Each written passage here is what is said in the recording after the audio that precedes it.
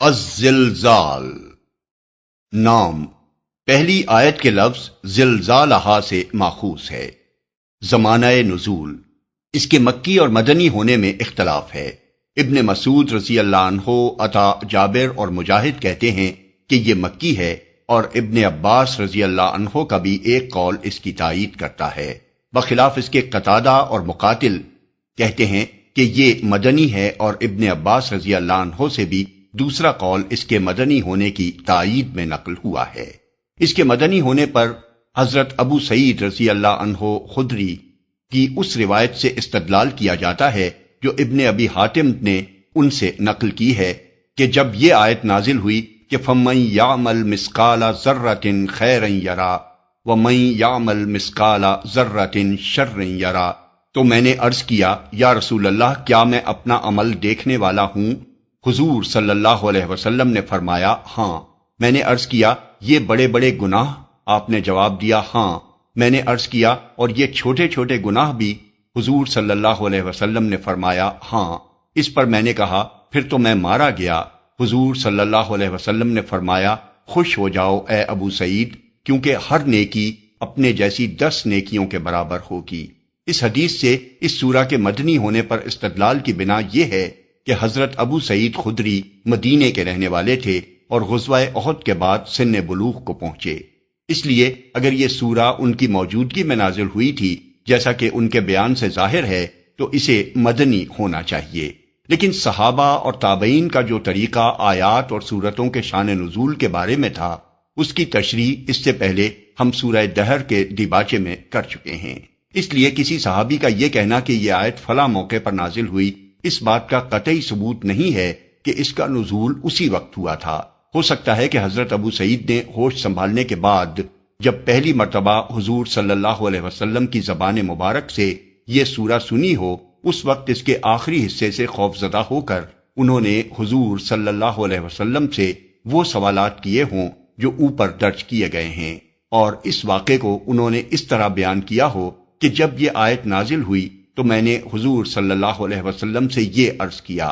اگر یہ روایت سامنے نہ ہو تو قرآن کو سمجھ کر پڑھنے والا ہر شخص یہی محسوس کرے گا کہ یہ مکی سورہ ہے، بلکہ اس کے مضمون اور انداز بیان سے تو اس کو یہ محسوس ہوگا کہ یہ مکہ کے بھی اس ابتدائی دور میں نازل ہوئی ہوگی جب نہایت مختصر اور انتہائی دلنشین طریقے سے اسلام کے بنیادی عقائد لوگوں کے سامنے پیش کیے جا رہے تھے۔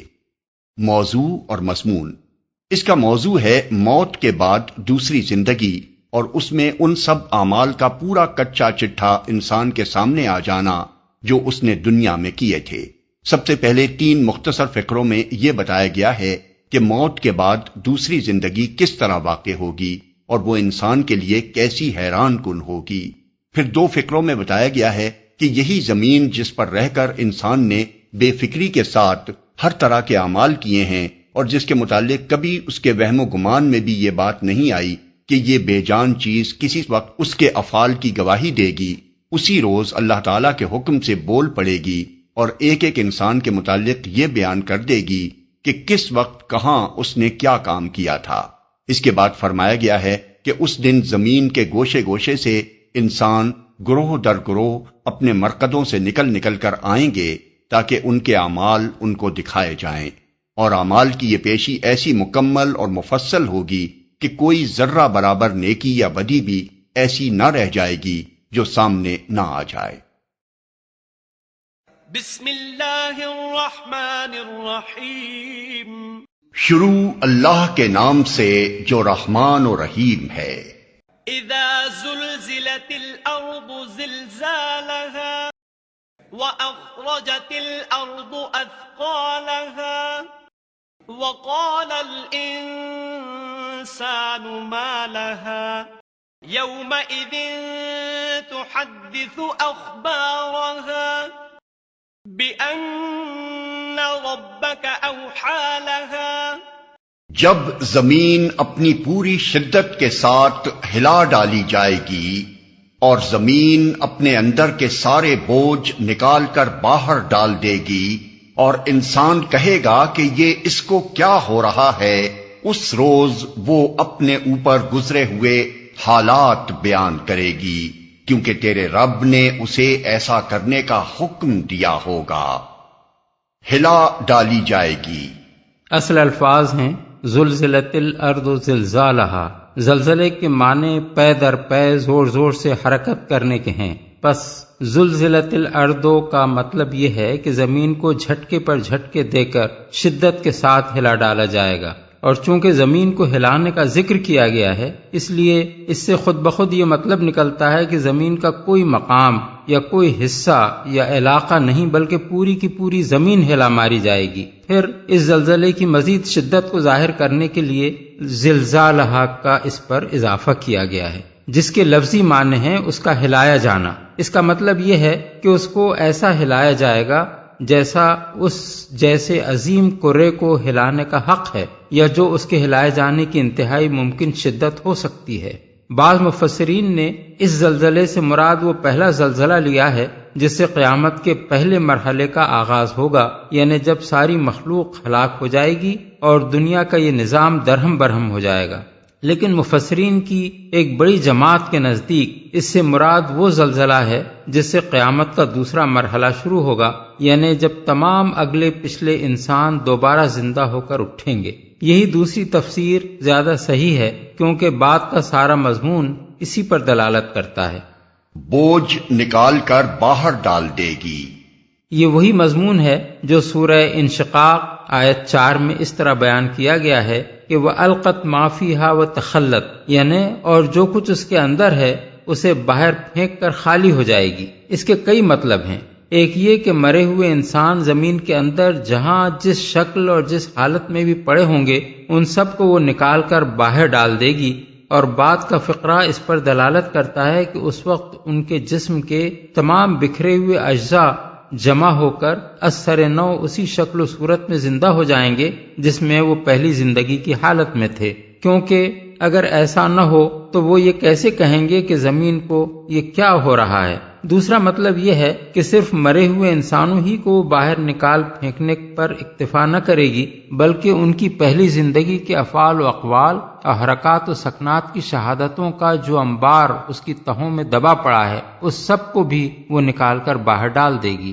اس پر بات کا یہ فقرہ دلالت کرتا ہے کہ زمین اپنے اوپر گزرے ہوئے حالات بیان کرے گی۔ تیسرا مطلب بعض مفسرین نے یہ بھی بیان کیا ہے کہ سونا، چاندی، جواہر اور ہر قسم کی دولت جو زمین کے پیٹ میں ہے اس کے بھی ڈھیر کے ڈھیر وہ باہر نکال کر رکھ دے گی، اور انسان دیکھے گا کہ یہی ہیں وہ چیزیں جن پر وہ دنیا میں مرا جاتا تھا، جن کی خاطر اس نے قتل کیے، حقداروں کے حقوق مارے، چوریاں کیں، ڈاکے ڈالے، خشکی اور تری میں قزاقیاں کیں، جنگ کے مارکے برپا کیے اور پوری پوری قوموں کو تباہ کر ڈالا۔ آج وہ سب کچھ سامنے موجود ہے اور اس کے کسی کام کا نہیں ہے بلکہ الٹا اس کے لیے عذاب کا سامان بنا ہوا ہے۔ یہ اس کو کیا ہو رہا ہے؟ انسان سے مراد ہر انسان بھی ہو سکتا ہے، کیونکہ زندہ ہو کر ہوش میں آتے ہی پہلا تاثر ہر شخص پر یہی ہوگا کہ آخر یہ ہو کیا رہا ہے۔ بعد میں اس پر یہ بات کھلے گی کہ یہ روز حشر ہے، اور انسان سے مراد آخرت کا منکر انسان بھی ہو سکتا ہے، کیونکہ جس چیز کو وہ غیر ممکن سمجھتا تھا وہ اس کے سامنے برپا ہو رہی ہوگی اور وہ اس پر حیران و پریشان ہوگا۔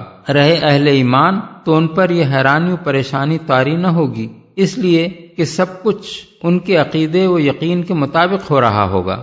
ایک حد تک اس دوسرے معنی کی تائید سورہ یاسین کی آیت 52 کرتی ہے، جس میں ذکر آیا ہے کہ اس وقت منکرین آخرت کہیں گے کہ من بعثنا من مرقدنا، یعنی کس نے ہماری خوابگاہ سے ہمیں اٹھا دیا، اور جواب ملے گا ھذا ما وعد الرحمن وصدق المرسلون، یعنی یہ وہی چیز ہے جس کا خدا رحمان نے وعدہ کیا تھا اور خدا کے بھیجے ہوئے رسولوں نے سچ کہا تھا۔ یہ آیت اس معاملے میں صریح نہیں ہے کہ کافروں کو یہ جواب اہل ایمان ہی دیں گے، کیونکہ آیت میں اس کی تصریح نہیں ہے، لیکن اس امر کا احتمال ضرور ہے کہ اہل ایمان کی طرف سے ان کو یہ جواب ملے گا۔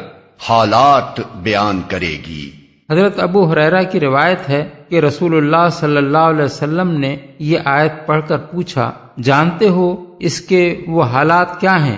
لوگوں نے عرض کیا، اللہ اور اس کے رسول کو زیادہ علم ہے۔ فرمایا، وہ حالات یہ ہیں کہ زمین ہر بندے اور بندی کے بارے میں اس عمل کی گواہی دے گی جو اس کی پیٹھ پر اس نے کیا ہوگا۔ وہ کہے گی کہ اس نے فلاں دن فلاں کام کیا تھا۔ یہ ہیں وہ حالات جو زمین بیان کرے گی۔ بحوالہ مسند احمد، ترمذی، نسائی، ابن جریر، عبد بن حمید، ابن المنذر، حاکم، ابن مردویہ، بیہقی فی الشعب۔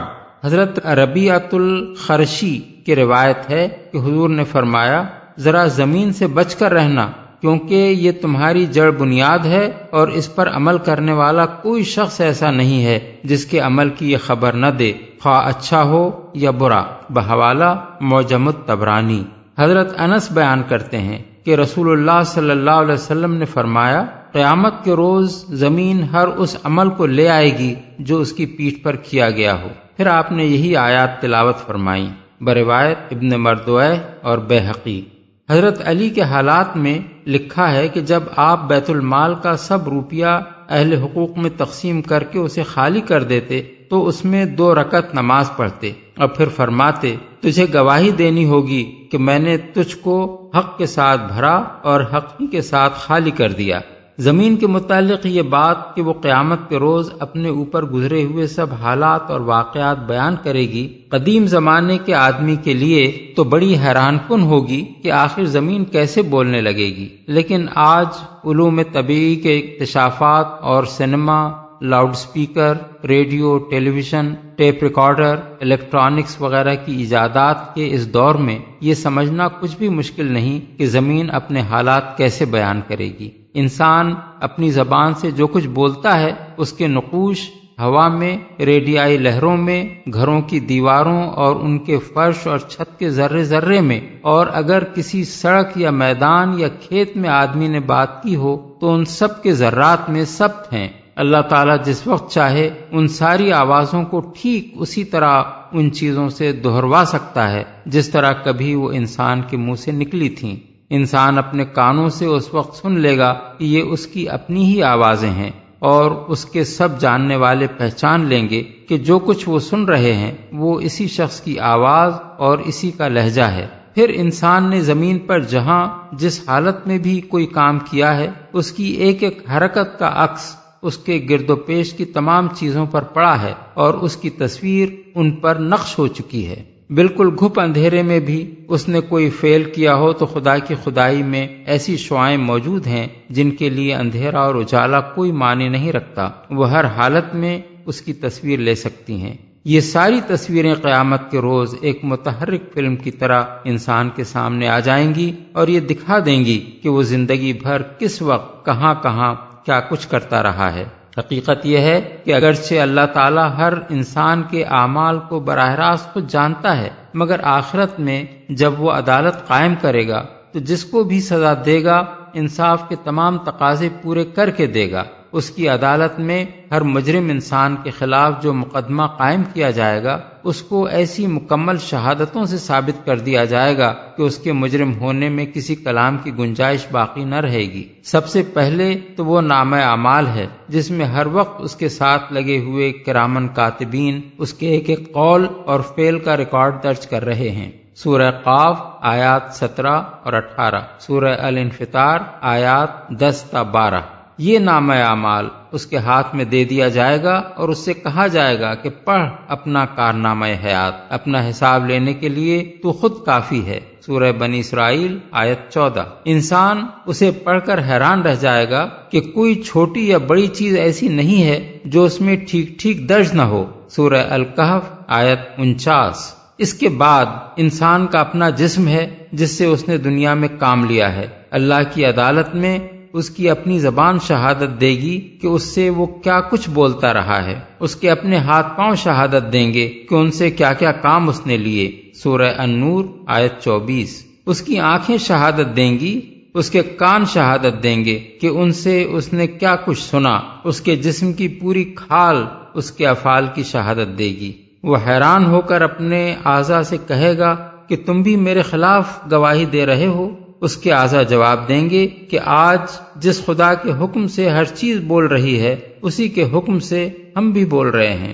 سورہ حامیم السجدہ آیات 20 تا 22۔ اس پر مزید وہ شہادتیں ہیں جو زمین اور اس کے پورے ماحول سے پیش کی جائیں گی، جن میں آدمی اپنی آوازیں خود اپنے کانوں سے اور اپنی حرکات کی ہو بہو تصویریں خود اپنی آنکھوں سے دیکھ لے گا۔ اس سے بھی آگے بڑھ کر یہ کہ انسان کے دل میں جو خیالات، ارادے اور مقاصد چھپے ہوئے تھے اور جن نیتوں کے ساتھ اس نے سارے اعمال کیے تھے وہ بھی نکال کر سامنے رکھ دیے جائیں گے، جیسا کہ آگے سورہ عادیات میں آ رہا ہے۔ یہی وجہ ہے کہ اتنے قطعی اور صریح اور ناقابل انکار ثبوت سامنے آ جانے کے بعد انسان دم بخود رہ جائے گا اور اس کے لیے اپنی معذرت میں کچھ کہنے کا موقع باقی نہ رہے گا۔ سورہ المرسلات آیات 35 اور 36۔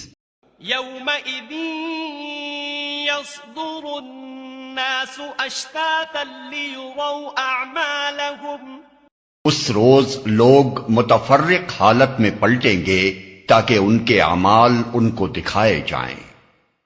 متفرق حالت میں پلٹیں گے، اس کے دو معنی ہو سکتے ہیں۔ ایک یہ کہ ہر ایک اکیلا اپنی انفرادی حیثیت میں ہوگا، خاندان، جتھے، پارٹیاں، قومیں سب بکھر جائیں گی۔ یہ بات قرآن مجید میں دوسرے مقامات پر بھی بیان فرمائی گئی ہے۔ مثلا سورہ انعام میں ہے کہ اللہ تعالیٰ اس روز لوگوں سے فرمائے گا کہ لو اب تم ویسے ہی تنہا ہمارے سامنے حاضر ہو گئے جیسا ہم نے پہلی مرتبہ تمہیں پیدا کیا تھا، آیت 94۔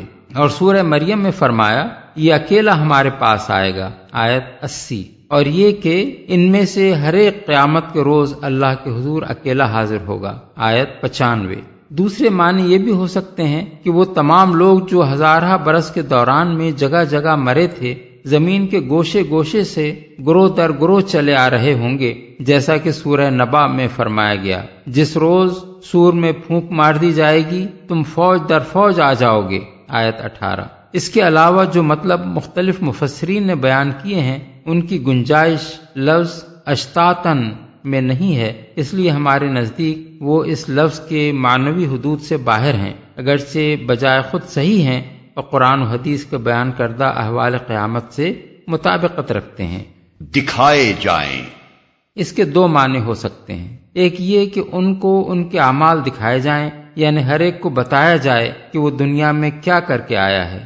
دوسرے یہ کہ ان کو ان کے اعمال کی جزا دکھائی جائے، اگرچہ یہ دوسرے معنی بھی لیروا اعمالہم کے لیے جا سکتے ہیں، لیکن اللہ تعالیٰ نے لیروا جزاء اعمالہم یعنی تاکہ انہیں ان کے اعمال کی جزا دکھائی جائے نہیں فرمایا، بلکہ لیروا اعمالہم یعنی تاکہ ان کے اعمال ان کو دکھائے جائیں فرمایا ہے۔ اس لیے پہلے معنی ہی قابل ترجیح ہیں، خصوصاً جبکہ قرآن مجید میں متعدد مقامات پر اس کی تصریح فرمائی گئی ہے کہ کافر و مومن، صالح و فاسق، تابع فرمان اور نافرمان سب کو ان کے نامہ اعمال ضرور دیے جائیں گے۔ مثال کے طور پر ملاحظہ ہو سورہ الحاقہ آیات 19 اور 25 اور سورہ الانشقاق آیات 7 اور 10۔ ظاہر ہے کہ کسی کو اس کے اعمال دکھانے اور اس کا نامہ اعمال اس کے حوالے کرنے میں کوئی فرق نہیں ہے۔ علاوہ بریں زمین جب اپنے اوپر گزرے ہوئے حالات پیش کرے گی تو حق و باطل کی وہ کشمکش جو ابتدا سے برپا ہے اور قیامت تک برپا رہے گی، اس کا پورا نقشہ بھی سب کے سامنے آ جائے گا، اور اس میں سبھی دیکھ لیں گے کہ حق کے لیے کام کرنے والوں نے کیا کچھ کیا اور باطل کی حمایت کرنے والوں نے ان کے مقابلے میں کیا کیا حرکتیں کی۔ بعید نہیں کہ ہدایت کی طرف بلانے والوں اور ضلالت پھیلانے والوں کی ساری تقریریں اور گفتگویں لوگ اپنے کانوں سے سن لیں۔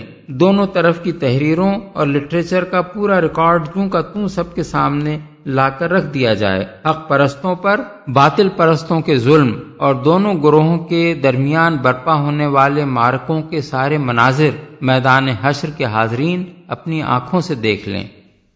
فمن يعمل مثقال ذرة خيرا يره ومن يعمل مثقال ذرة شرا يره۔ پھر جس نے ذرہ برابر نیکی کی ہوگی وہ اس کو دیکھ لے گا، اور جس نے ذرہ برابر بدی کی ہوگی وہ اس کو دیکھ لے گا۔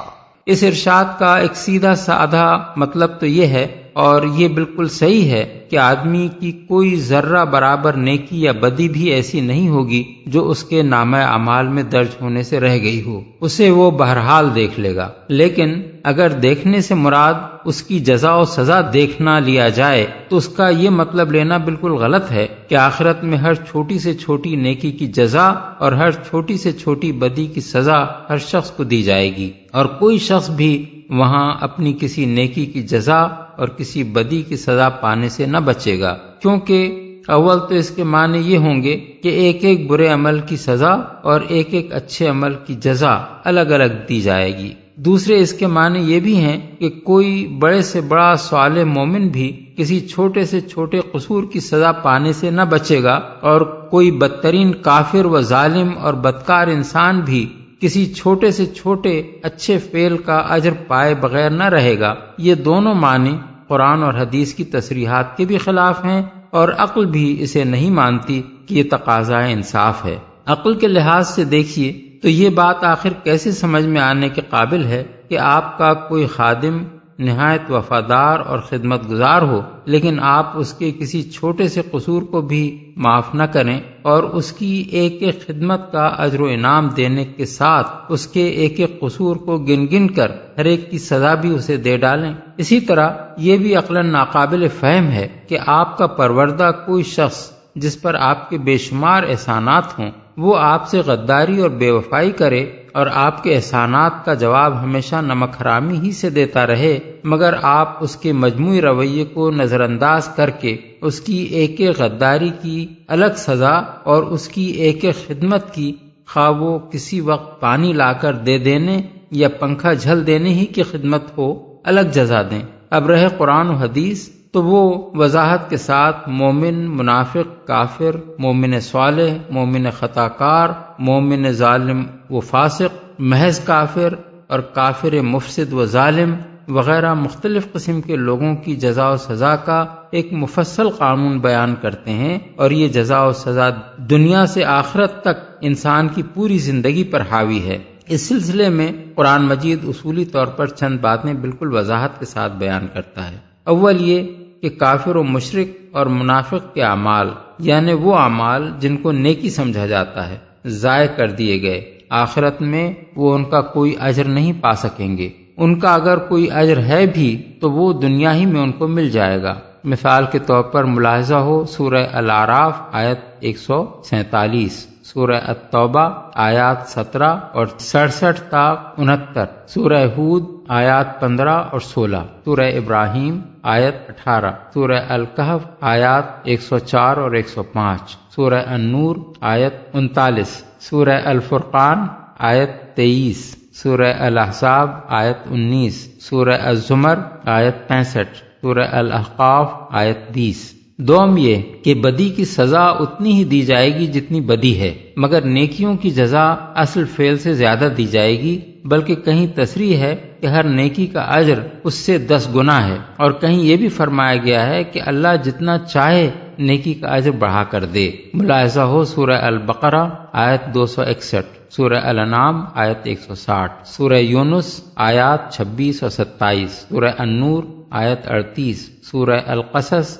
آیت 84، سورہ سبا آیت 37، سورہ المومن آیت 40۔ سوم یہ کہ مومن اگر بڑے بڑے گناہوں سے پرہیز کریں گے تو ان کے چھوٹے گناہ معاف کر دیے جائیں گے۔ سورہ النساء آیت 31، سورہ الشورى آیت 37، سورہ النجم آیت 32۔ چہارم یہ کہ مومن صالح سے ہلکا حساب لیا جائے گا، اس کی برائیوں سے درگزر کیا جائے گا اور اس کے بہترین اعمال کے لحاظ سے اس کو اجر دیا جائے گا۔ سورہ العنکبوت آیت 7، سورہ زمر آیت 35، سورہ الاحقاف آیت 16، سورہ الانشقاق آیت 8۔ احادیث بھی اس معاملے کو بالکل صاف کر دیتی ہیں۔ اس سے پہلے ہم سورہ انشقاق کی تفسیر میں وہ احادیث نقل کر چکے ہیں جو قیامت کے روز حل کے حساب اور سخت صاف فہمی کی تشریح کرتے ہوئے حضور نے فرمائی ہیں۔ حضرت انس کی روایت ہے کہ ایک مرتبہ حضرت ابو بکر صدیق رسول اللہ صلی اللہ علیہ وسلم کے ساتھ کھانا کھا رہے تھے، اتنے میں یہ آیت نازل ہوئی۔ حضرت ابو بکر نے کھانے سے ہاتھ کھینچ لیا اور عرض کیا کہ یا رسول اللہ، کیا میں اس ذرہ برابر برائی کا نتیجہ دیکھوں گا جو مجھ سے سرزد ہوئی؟ حضور نے فرمایا، اے ابو بکر، دنیا میں جو معاملہ بھی تمہیں ایسا پیش آتا ہے جو تمہیں ناگوار ہو، وہ ان ذرہ برابر برائیوں کا بدلہ ہے جو تم سے صادر ہوں، اور جو ذرہ برابر نیکیاں بھی تمہاری ہیں انہیں اللہ آخرت میں تمہارے لیے محفوظ رکھ رہا ہے۔ بہاولہ ابن جریر، ابن ابی حاتم، طبرانی فی الاوسط، بہقی فی الشعب، ابن المنذر، حاکم، ابن مردویہ، عبد بن حمید۔ حضرت ابو ایوب انصاری سے بھی رسول اللہ صلی اللہ علیہ وسلم نے اس آیت کے بارے میں ارشاد فرمایا تھا کہ تم میں سے جو شخص نیکی کرے گا اس کی جزا آخرت میں ہے، اور جو کسی قسم کی برائی کرے گا وہ اسی دنیا میں اس کی سزا مصائب اور امراض کی شکل میں بھگت لے گا۔ بحوالہ ابن مردویہ۔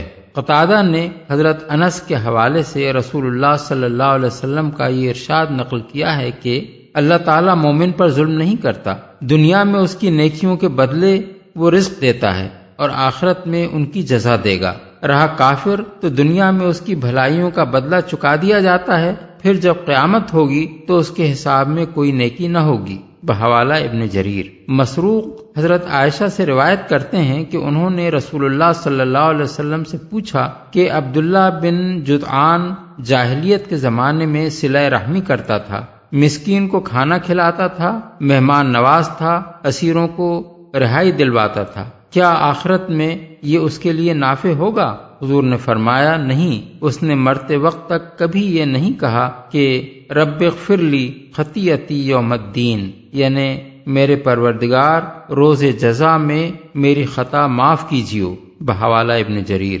اسی طرح کے جوابات رسول اللہ صلی اللہ علیہ وسلم نے بعض اور لوگوں کے بارے میں بھی دیے ہیں جو جاہلیت کے زمانے میں نیک کام کرتے تھے مگر مرے کفر و شرک ہی کی حالت میں تھے، لیکن حضور کے بعد ارشادات سے معلوم ہوتا ہے کہ کافر کی نیکی اسے جہنم کے عذاب سے تو نہیں بچا سکتی، البتہ جہنم میں اس کو وہ سخت سزا نہ دی جائے گی جو ظالم اور فاسق اور بدکار کافروں کو دی جائے گی۔ مثلا حدیث میں آیا ہے کہ حاتم طائی کی سخاوت کی وجہ سے اس کو ہلکا عذاب دیا جائے گا۔ بحوالہ روح المعانی۔ تاہم یہ آیت انسان کو ایک بہت اہم حقیقت پر متنبہ کرتی ہے، اور وہ یہ ہے کہ ہر چھوٹی سے چھوٹی نیکی بھی اپنا ایک وزن اور اپنی ایک قدر رکھتی ہے، اور یہی حال بدی کا بھی ہے کہ چھوٹی سے چھوٹی بدی بھی حساب میں آنے والی چیز ہے، یوں ہی نظر انداز کر دینے والی چیز نہیں ہے۔ اس لیے کسی چھوٹی نیکی کو چھوٹا سمجھ کر اسے چھوڑنا نہیں چاہیے،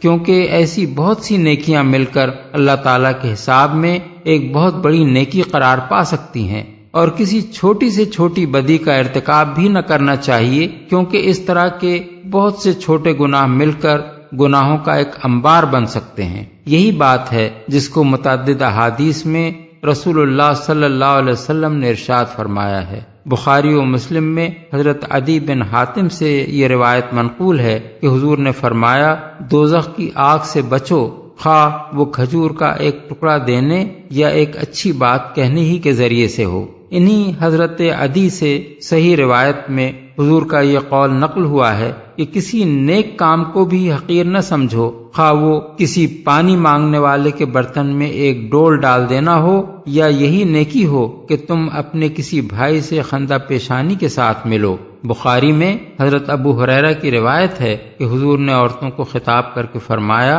اے مسلمان عورتوں، کوئی پڑوسن اپنی پڑوسن کے ہاں کوئی چیز بھیجنے کو حقیر نہ سمجھے، خواہ وہ بکری کا ایک کھر ہی کیوں نہ ہو۔ بحوالہ مسند احمد، نسائی اور ابن ماجہ۔ مسند احمد، نسائی اور ابن ماجہ میں حضرت عائشہ کی روایت ہے کہ حضور فرمایا کرتے تھے، اے عائشہ، ان گناہوں سے بچی رہنا جن کو چھوٹا سمجھا جاتا ہے، کیونکہ اللہ کے ہاں ان کی پرسش بھی ہونی ہے۔ مسند احمد میں حضرت عبداللہ بن مسعود کا بیان ہے کہ حضور نے فرمایا، خبردار چھوٹے گناہوں سے بچ کر رہنا، کیونکہ وہ سب آدمی پر جمع ہو جائیں گے یہاں تک کہ اسے ہلاک کر دیں گے۔ صدق اللہ العظیم۔